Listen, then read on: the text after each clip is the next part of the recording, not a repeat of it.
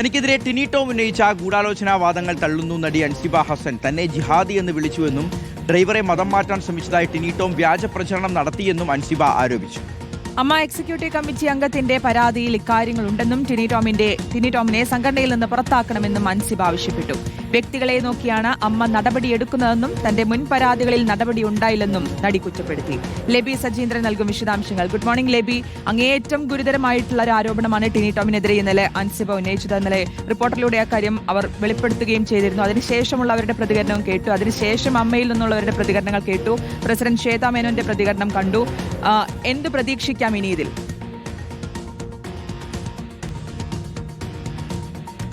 ശ്രുതി, ഷിഹാസ്, അമ്മ പുതിയ ഭാരവാഹികളൊക്കെ വന്നതിന് ശേഷം ഒരു സ്ത്രീ സാരഥ്യത്തോടുകൂടി അത് വളരെ ഭംഗിയായി മുന്നോട്ട് പോകുന്നു എന്ന് തോന്നിപ്പിക്കുന്ന ഇടത്ത് നിന്ന് തുടക്കം മുതൽ ഇത് പാടുകയായിരുന്നു.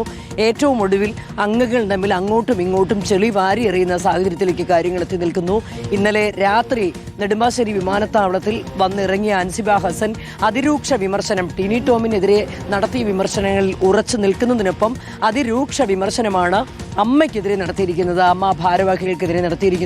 അമ്മ ജോയിന്റ് സെക്രട്ടറിയായ അൻസിബ ഫെബ്രുവരി 21 തന്റെ ആരോപണങ്ങളൊക്കെ ആ സമയം മറച്ചു വെക്കുകയായിരുന്നു. ആ സമയം വ്യക്തിപരമായ കാരണങ്ങൾ എന്ന് മാത്രമാണ് ശ്വേതാ മേനോൻ അതിന്റെ വിശദീകരണമായി നൽകിയത്.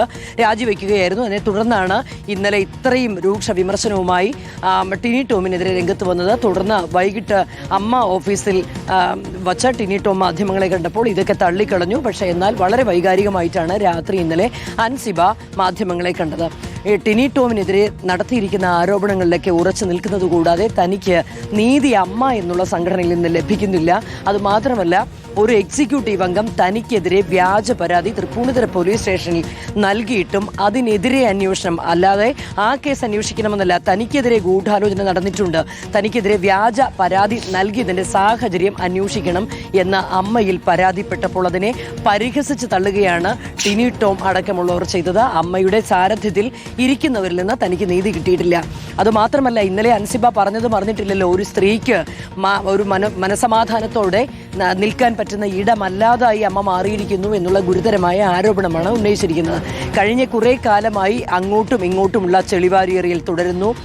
ഈ ഒരു സാഹചര്യത്തിന്റെ ഒടുവിലാണ് ഇപ്പോൾ ഇങ്ങനെ ഒരു സംഭവത്തിലേക്ക് എത്തി നിൽക്കുന്നത്. സ്വാഭാവികമായും അമ്മയ്ക്കിത് തലവേദനയാകും. പ്രത്യേകിച്ച് സ്ത്രീകൾ, അതായത് അമ്മയുടെ ചരിത്രത്തിലാദ്യമായി പ്രസിഡന്റ് സ്ഥാനത്തും ജനറൽ സെക്രട്ടറി സ്ഥാനത്തുമെല്ലാം സ്ത്രീകൾ വന്ന് ഇത് വളരെ കൃത്യമായി, അതല്ലെങ്കിൽ സ്ത്രീകൾക്ക് നീതി കിട്ടുന്ന ഒരിടമായി മാറുമെന്നൊക്കെ പറഞ്ഞുകൊണ്ട് നിലവിൽ വന്നതാണ്. പക്ഷേ അതിനൊക്കെ ഘടകവിരുദ്ധമായിട്ടാണ് ഇപ്പോൾ കാര്യങ്ങൾ പോയിക്കൊണ്ടിരിക്കുന്നത്. തീർച്ചയായും അമ്മ ഭാരവാഹികൾക്ക് ഇതിന്മേൽ വിശദീകരണം നൽകേണ്ട സാഹചര്യം ഉണ്ട്. ഇന്നും അവിടെ മെഡിക്കൽ ക്യാമ്പ് അമ്മയുടെ ഓഫീസിൽ നടക്കുന്നുണ്ട്. സ്വാഭാവികമായും ഇവിടെ ശ്വേതാ മേനോനും കുക്കു പരമേശ്വരനും അടക്കമുള്ള ഭാരവാഹികളൊക്കെ ഉണ്ട്. അവരുടെ ഭാഗത്തു നിന്ന് ഈ സംഭവവുമായി ബന്ധപ്പെട്ട് കൃത്യമായ മറുപടി തന്നെയാണ് ഇന്ന് പ്രതീക്ഷിക്കുന്നത്. ഷിഹാസ്, ശ്രുതി.